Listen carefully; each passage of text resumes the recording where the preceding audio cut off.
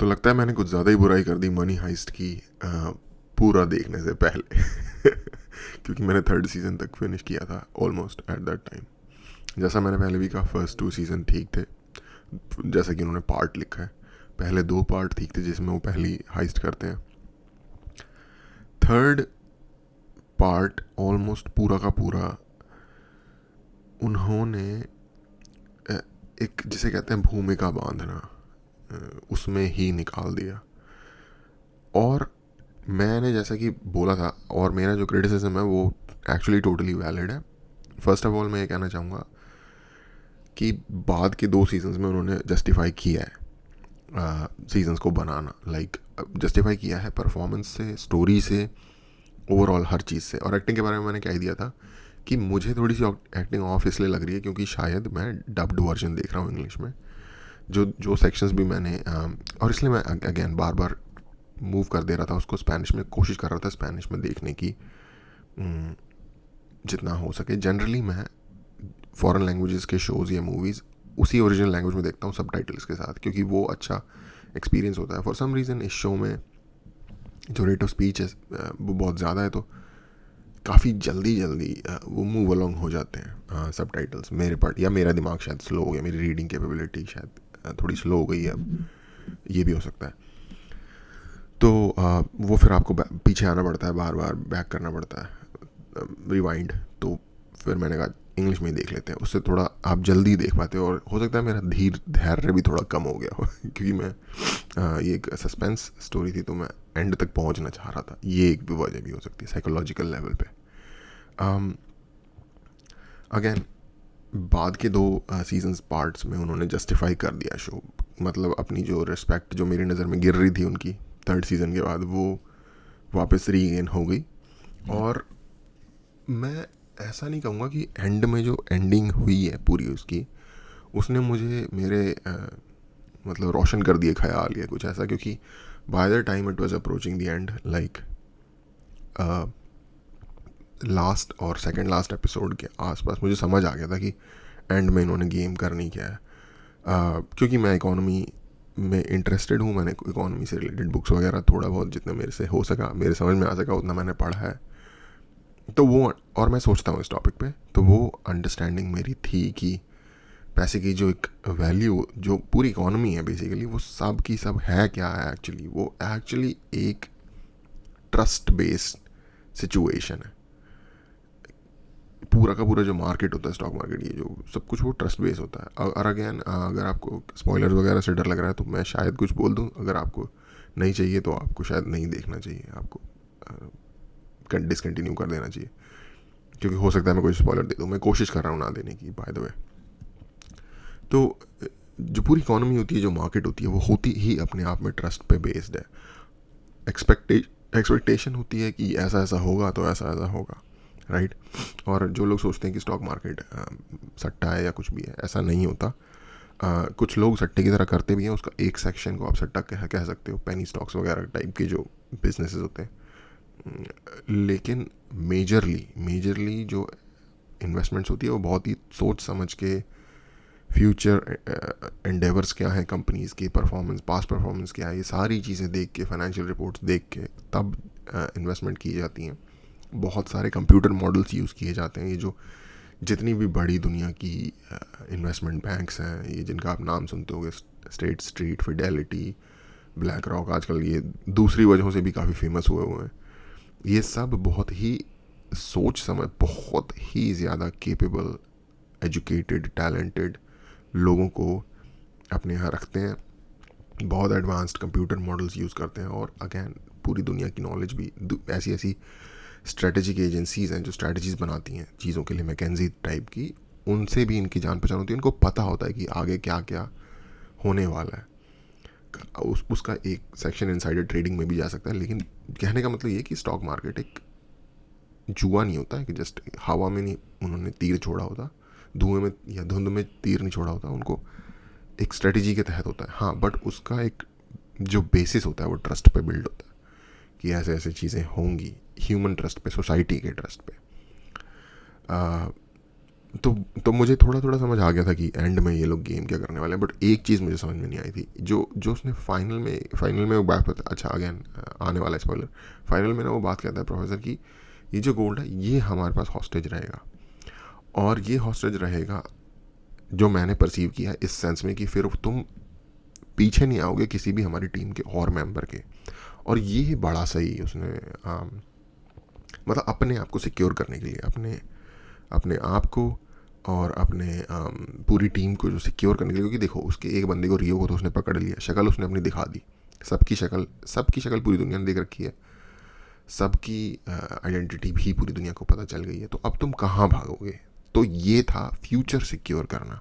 और फ्यूचर उन्होंने कैसे सिक्योर किया, डिपॉजिट लेके उस गोल्ड का। और अब मेरे दिमाग में फिर ये भी क्वेश्चन आता कि अगर स्पेन की गवर्नमेंट जस्ट एग्जीक्यूट कर दे सबको जो आपने किया है उसके लिए, तो फिर वो भी तो एक ऑप्शन हो सकता है, पर वो इसलिए नहीं होगा क्योंकि फिर वो कभी गोल्ड फाइंड आउट नहीं कर पाएंगे कि वो कहाँ है, वो एक डूबे हुए खजाने जैसा हो जाएगा। और अगर वो और वो उन्हें छोड़ दें बट परसू करते रहें, तो उसमें ये होगा कि उनके पास ये रिस्क है कि बता देंगे कि भाई वो जो ओरिजिनल गोल्ड रखा हुआ है वहाँ पे वो पीतल है या जो भी है। तो ये जो खुद को सेव करने की स्ट्रैटेजी थी, ये मैं सोच रहा था कि ये कैसे होगा, और ये डेफिनेटली अमेजिंग राइटिंग का कमाल है, या तो क्योंकि मेरे दिमाग में ये आइडिया नहीं आया और ये मेरा खुद का भी नार्सिसिज्म हो सकता है कि क्योंकि मुझे नहीं आया तो ये अमेजिंग ही होगा या फिर मैं अमेजिंग हूँ तो ये अमेजिंग से ही बेटर होगा। एनीवे जोक है। तो एंड के टाइम में उन्होंने पूरे 2 सीज़न में जो मैं कह रहा था, अब मैं वैलिडेट करता हूँ, जो मैं कह रहा था वो सही था इस चीज़ को। मैं कह रहा था कि सेकंड हाइस्ट का अपेरेंटली कोई रीज़न नहीं बनता, क्योंकि इतनी बड़ी फर्स्ट हाइस्ट करने के बाद एज ए टीम अगर आप अलग अलग हो रहे हो, आप कोई रिस्पॉन्सिबल नहीं हो एक दूसरे के अगेंस्ट, क्योंकि पहला रूल यही था कि कोई किसी के अगेंस्ट एक ऐसे रिलेशनशिप में नहीं आएगा जो रोमांटिक हो या किसी भी तरीके की। तो ऐसा क्यों, ताकि हमारी अटैचमेंट्स ना हो, तो यानी कि अटैचमेंट की गुंजाइश नहीं है। तो सेकंड हाइस्ट सारी की सारी हो ही इसलिए रही है कि लव और अटैचमेंट हो गया, और अगर वो हो रहा है तो यानी कि रूल्स आपने ब्रेक किए हैं, रूल्स ब्रेक किए हैं। तो अगर जो प्रोफेसर है वो अगर एक फीलिंगलेस इंसान है या फिर टोटली प्लान फॉलो करने वाला बंदा है, तो वो नहीं जाएगा होगा। और आप कांटेक्ट भी नहीं रखते, क्योंकि भाई अब हम कांटेक्ट नहीं रख सकते, हमारे पकड़े जाने का खतरा है। थोड़ा मुझे एक कैरेक्टर से तकलीफ हो रही थी, और वो कैरेक्टर था आई थिंक टोक्यो का, कि मतलब ये इंसान है जिसे गलती करने के बावजूद भी अपनी गलती का एहसास नहीं है, बट उन्होंने ये अगेन थर्ड सीज़न तक की बात है, उन्होंने फोर्थ और फिफ्थ सीज़न में धीरे धीरे एलैबोरेट किया उसकी पर्सनल इनर वर्किंग्स को, ब्रेन की, और उसमें उन्हें दिखाया कि नहीं, उसे है रिग्रेट। और एक्चुअल में ये अगर देखा जाए, उन्होंने ये भी इस्टेब्लिश कहीं ना कहीं किया, जो कि मुझे पर्सनली लग रहा था कि ये गलती किसकी थी, ये गलती थी उस लड़के की, रियो जो कैरेक्टर होता है, क्योंकि लड़की चली गई ठीक है, एक्शन वहाँ लिया गया गलत, जहाँ से पकड़े जाने का खतरा बन गया वो उस लड़के के द्वारा लिया गया।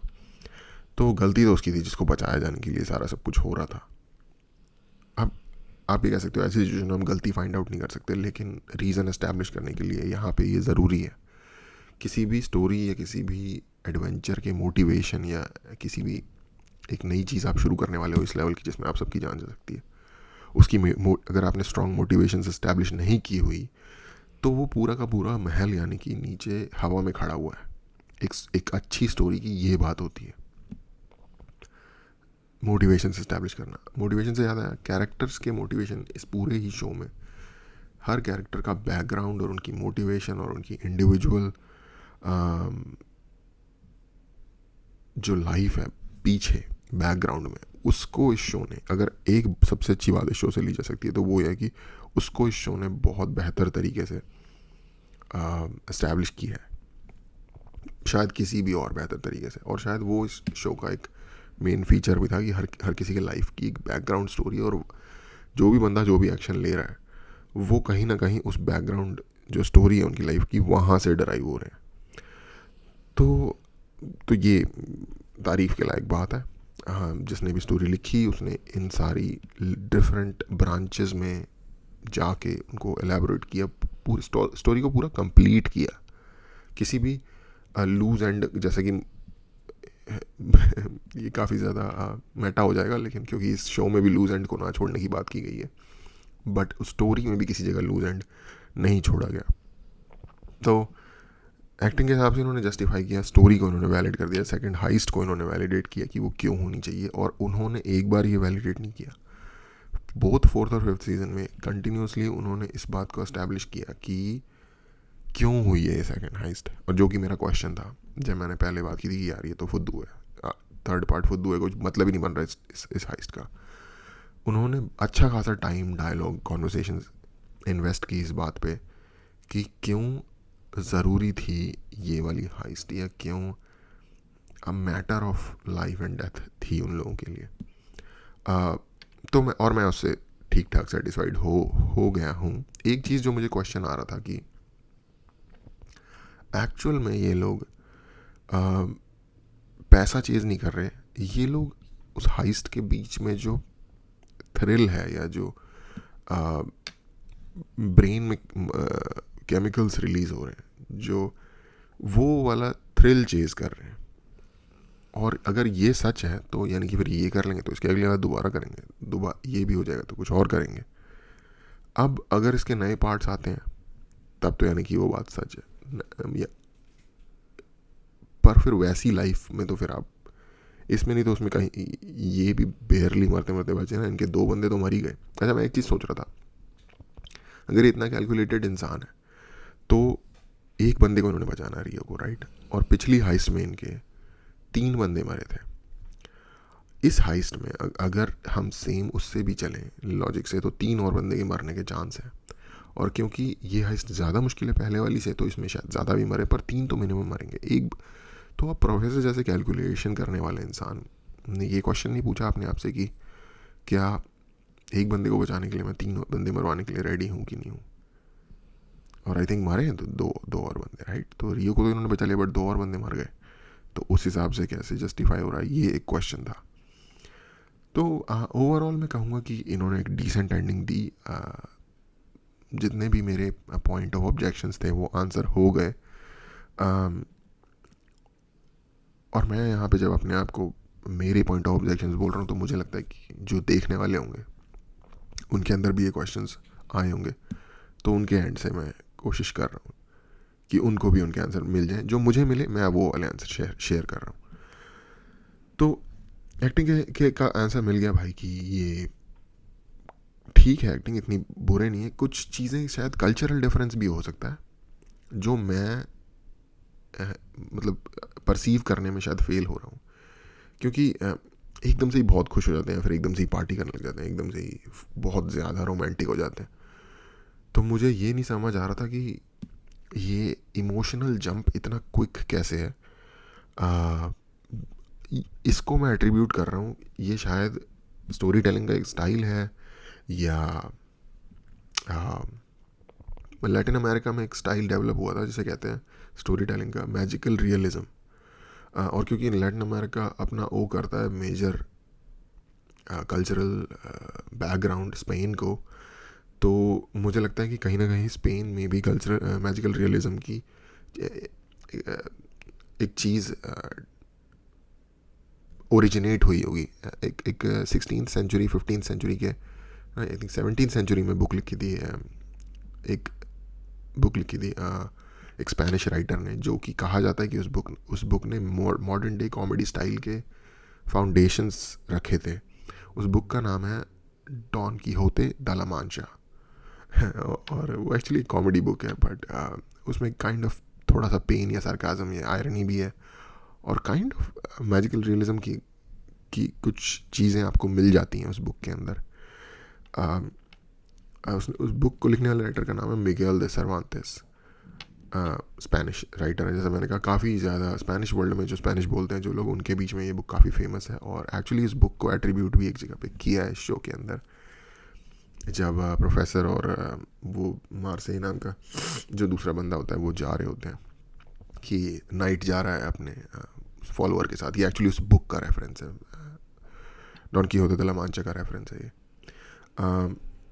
एक और जगह इन्होंने मार्सेल प्राउस्ट जो कि एक फ्रेंच ऑथर हैं, उनकी एक बुक है in search of lost time, बहुत बहुत लंबी चौड़ी बुक है, 4-5 हज़ार पेज की, उस बुक को भी रेफरेंस किया। तो इन्होंने मॉडर्न डे नहीं, मतलब क्लासिकल लिटरेचर को इन्होंने काफ़ी रेफरेंस किया है। और वो मुझे, क्योंकि मैं बहुत बड़ा फ़ैन हूँ क्लासिकल लिटरेचर का, और जितने भी राइटर थे, प्राउस्ट हो गए, सर्वांतेस की don quijote de la Mancha मैंने 2 पार्ट्स में बुक है, दोनों पढ़े हुए हैं ऑलरेडी। तो जब आपको ये प्रीवियस ऑलरेडी कॉन्टेक्स्ट होता है तो आपके लिए स्टोरी बहुत इंटरेस्टिंग बन जाती है। तो शायद इस चीज़ ने भी मुझे काफ़ी ज़्यादा क्लोज ले आया शो के, कि हाँ, आई मीन मैं अग्री करता हूँ, राइट, क्योंकि फिर मुझे कुछ मिल गया किसी चीज़ से पिक करने के लिए। बट वो जो सडन चेंजेस ऑफ इमोशन हो रहा है, वो जैसा कि मुझे लगता है शायद मैजिकल रियलिज्म या एक certain type of story telling या कल्चरल डिफरेंस होगा। स्पेन का एक सर्टेन लेवल कल्चर होगा जो कि मैंने कभी एक्सपीरियंस नहीं किया, मैं स्पेन नहीं गया कभी, लेकिन लोगों के बीच में इमोशनली डील करने का या बिहेवियर के सर्टेन कुछ इंट्रिकेसीज होते होंगे जो कि वहाँ से भी आ सकता है। यह स्टोरी टेलिंग के लिए डायरेक्टर ने ये शो के क्रिएटर्स ने ये डिसाइड किया होगा कि हमें इसे ऐसे करना है। बट वो मुझे थोड़ा सा कभी कभार ऑफ द रेल मुझे ले जाता था। तो ओवरऑल इन्होंने सेव कर लिया। थर्ड सीज़न को देखना थोड़ा मुश्किल है, किसी सीन में इन जनरल भी वो कुछ ज़्यादा ही खींचने लग जाते हैं। वो मेरे इंडिविजुअल लेवल पे मुझे लगा कि यार थोड़ा सा आप स्टोरी के पेस को पिकअप कर सकते हो यहाँ पे। ये मुझे कुछ जगहों पे लगता था जहाँ मुझे लगता था कि शायद मुझे फॉरवर्ड कर देना चाहिए इस शो को, फॉरवर्ड लाइक थोड़ा सा मूव अलोंग करना चाहिए। बट वो इंडिविजुअल पे डिपेंड करता है, किसी और को किसी और तरीके से भी पसंद हो सकता है देखना। तो अगर मुझसे पूछा जाए कि ये कैसा शो है, ब्रेकिंग बैड, क्योंकि मेरा all time best favourite show Breaking Bad है, तो उसके कंपैरिजन में क्योंकि आई थिंक हमने बचपन से अमेरिकन शोज़ देखे हैं, तो हमारी एक कल्चरल, ऑनलाइन ही सही या इन पर्सन जैसी मर्जी, एक अंडरस्टैंडिंग है मेंटल लेवल पे चीज़ों की। तो हम ज़्यादा अच्छे से समझ पाते हैं उनके मोटिवेशंस को मुकाबले स्पेन के, क्योंकि हम स्पेन से हमारा कोई डायरेक्ट इस तरीके का कनेक्शन नहीं रहा। तो उस लिहाज से मुझे लगता है कि ब्रेकिंग बैड की स्टोरी को समझना या उसके एक्शंस को समझना, कैरेक्टर्स के मोटिवेशंस को समझना थोड़ा सा ज़्यादा इजी है हमारे लिए, क्योंकि हम इंडिया से हैं। शो इंग्लिश में है, वो इंग्लिश में बात कर रहे हैं, हम समझ सकते हैं, वो एक ज़्यादा कनेक्शन बन जाता है। बट मैं कहूँगा कि अगर ब्रेकिंग बैड की जो राइटिंग है वो, और एक्चुअली थोड़ा सा ये जॉनरा भी थोड़ा सा डिफरेंट है टू बी ऑनेस्ट। तो ऑफ कोर्स ब्रेकिंग बैड एक डीप शो है, उससे टक्कर का तो ये शो नहीं है, लेकिन एक देखने लायक शो है डेफिनेटली। आपको वन टाइम वॉच है, आप शो देखने के बाद काइंड ऑफ एंड्स को जोड़ने की कोशिश करोगे एक दूसरे से, कि वो हुआ तो वो क्यों नहीं हुआ, वो नहीं हुआ तो वो क्यों हुआ। ये एक डेफिनेटली शो के बारे में अच्छी बात है। दूसरा, मुझे कुछ कैरेक्टर्स इस शो में बड़े आइकॉनिक लगे, और मुझे नहीं पता जिन लोगों ने शो देख रखा होगा उन लोगों को तो ऑफकोर्स पता ही होगा इन कैरेक्टर्स के बारे में। एक कैरेक्टर था वो आर्टूर होगा, जो फर्स्ट हाइस्ट जहाँ होती है उस बैंक का डायरेक्टर होता है। यार क्या हरामी बंदा है यार और मतलब बड़ा ही डाइकोटमी से भरा हुआ कैरेक्टर है, क्योंकि उसकी ज़िंदगी भी बर्बाद हो रही है, लेकिन वो था भी फुल हरामी भाई। उसकी हरकतों से पता चल रहा है कि उसने अपनी बाकी की लाइफ में कितने लोगों की ज़िंदगी हराम की होगी, और कर ही रहा था। वो जो मोनिका नाम का जो कैरेक्टर है, उसकी ज़िंदगी तो उसने कर ही रखी थी हराम ऑलमोस्ट। चलो उस टाइम तक उससे प्यार में था, लेकिन उस जस्ट हाइस्ट शुरू होने से पहले उसने उसको दे दिया था बहुत बड़ा झटका उसकी लाइफ का, लड़की को। तो सच से सामने उसका करवा दिया था। और मैं ये सोच रहा हूँ कि जिस लेवल का वो बंदा है, जब वो ऐसी सिचुएशन में ऐसे फ़ायदा उठा रहा है लोगों का, तो वो बाकी अपनी ज़िंदगी में क्या करता रहा होगा। उसके ऊपर एक भाई सीरीज़ बन सकती है अलग से, उस पर्टिकुलर बंदे के ऊपर। और मतलब बहुत डार्क चला गया वो कैरेक्टर सेकंड पार्ट में तो अगेन हो सकता है कि जो उसका ड्रामा होगा फर्स्ट हाइट्स के बाद उससे रिएक्ट करके रिलेट किया हो उन्होंने। एक मुझे बर्लिन का कैरेक्टर बहुत अच्छा लगा। बर्लिन का कैरेक्टर मुझे ऐसा लगा, अगेन ये होता है ना कि जैसे आप कोई शो देखते हो तो आप हीरो में अपने आप को देख रहे होते हो, या अपने आप में उस हीरो में अपने आप को देख रहे होते हो बेसिकली। तो मैं काइंड ऑफ क्योंकि मुझे फर्स्ट पार्ट ज़्यादा रियलिस्टिक लगा डेफिनेटली। जो फर्स्ट हाइस्ट थी वो ज़्यादा रियलिस्टिक थी। सेकंड हाइस्ट में बहुत सारी जगहों पे आप कह सकते हो वो प्लान अमेजिंग है, लेकिन वो प्लान अमेजिंग तब ही है जब वो सारी चीज़ें काम करें। तो फर्स्ट पार्ट का जो प्रोफेसर है फर्स्ट 2 सीजन्स का, उसमें मैंने अपने आप को देखा। बट सेकंड शो में मैंने अपने आप को, जो बर्लिन का कैरेक्टर है जिसको कि वो सिर्फ यादों में ही होता है, वो मुझे वो ज़्यादा फैसिनेटिंग लगा। और मैं ऑफ कोर्स मैं अपने आप को उतना रिफाइंड और वट एवर जो भी वो है उतना नहीं मानता, लेकिन architecture, general understanding of things और एक लीड बैक, मैं काइंड ऑफ उसमें अपने आप को देख रहा था कि और अगेन ये भी अगेन नार्सिसिज्म का एक और शायद साइन हो। मुझे लगा कि हाँ, ये बंदा लाइफ को ठीक से जी रहा है। अगर पूरे शो में अगर बात की जाएगी कौन बंदा एक सही तरीके से जीवन जी रहा है तो वो है। हालांकि उसके कुछ सीन्स हैं जिसमें वो एक बाथरूम में जाके एक व्यक्ति को मार देता है और इस तरीके के, जो कि मुझे, अब एक एक्सेंट्रिक इंसान होगा तो उसके कुछ तो फीचर्स होंगे ना दुनिया से बाहर के, तो वो मुझे थोड़ी सी वो चीज़ें मुझे अजीब लगी। एक और कैरेक्टर जो लड़की का, आई थिंक लूसिया या क्या, जो लड़की नहीं, जो लेडी पुलिस होती है सेकंड पार्ट में, उसकी एक्टिंग बहुत बढ़िया थी यार। और ऑफ कोर्स जो आर्टूरो वाला एक्टर है उसकी भी एक्टिंग अगर कही जाए तो जो आर्टूरो वाला एक्टर है उसकी एक्टिंग, बर्लिन का जिसने कैरेक्टर किया उस बंदे की एक्टिंग, और जो दूसरी जो लेडी पुलिस है सेकंड उसमें जो नेगोशिएटर होती है, जो टॉर्चर भी कर रही होती है रियो को जब वो होता है कैद में, उस लेडी की एक्टिंग बहुत सही थी यार। मतलब इवन लैंग्वेज बैरियर के बाद भी मैं ये इतना कह सकता हूँ कि इन 3 बंदों ने एक्टिंग की है।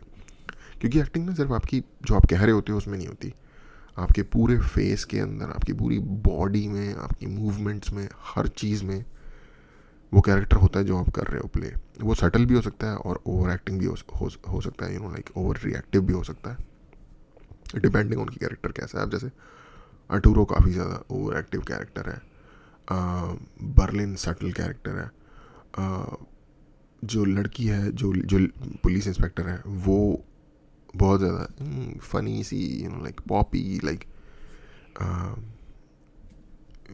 कैसे उसके लिए वर्ड किया है मेरे को वर्ड नहीं पता, लेकिन एक लाइक चमकती वमकती स्कूल गर्ल टाइप की एक वो उसके अंदर है। चंचलता वर्ड होता है हिंदी में उसके लिए, चंचलता वाला कैरेक्टर है जो उसके फेस और उसकी हरकतों से दिख रहा होता है वो एक नंबर की, मतलब क्रूर, लेकिन उसके अंदर उसने वो मिक्स किया है। जैसे कि परेश रावल का एक कैरेक्टर था एक मूवी का जिसमें वो क्या था, जिसमें होता वो विलेन साला आतंकवादी होता है एक नंबर का, बल्कि ब्लास्ट ब्लूस कर रहा होता है इधर उधर, लेकिन उसका कैरेक्टर ऐसा होता है कॉमेडी कर रहा होता है, बच्चे को कहता है बेटा मम्मी पापा चले गए, दूध पी लिया, दूध पियो ग्लास फुल दूध, एक किसी होम इन्वेजन में बच्चे को टॉर्चर कर रहा होता है ऐसे कॉमेडी करके। तो ये जो क्रूर बट कुछ फील भी नहीं हो रहा, उस लेवल का साइको लेवल का जो यह जोकर है, जो जोकर मूवी में, ये बड़ा ज़बरदस्त कॉम्बिनेशन होता है और उस लेडी ने बड़े अच्छे तरीके से किया। बाद में हालांकि उसका कैरेक्टर चेंज हो जाता है सिचुएशन के हिसाब से, पर बहुत सही। तो ये 3 कैरेक्टर मेरे फेवरेट थे इस शो में, और जिनकी एक्टिंग से मतलब मैं पूरा प्रभावित हुआ। मुझे नहीं पता स्पेन में इनकी क्या बैकग्राउंड है, या वहाँ ये हो सकता है वहाँ ये फेमस हो ये लोग, मैंने तो ऑफकोर्स पहली बार ही देखा था। तो ऑफकोर्स शो 100% देखने लायक है पूरा। शायद कुछ लोगों को ये लगेगा कि थोड़ा स्लो चल रहा है, जो कि मुझे भी लगा, तो उसके हिसाब से आप देख लेना आपको फास्ट करना है या नहीं।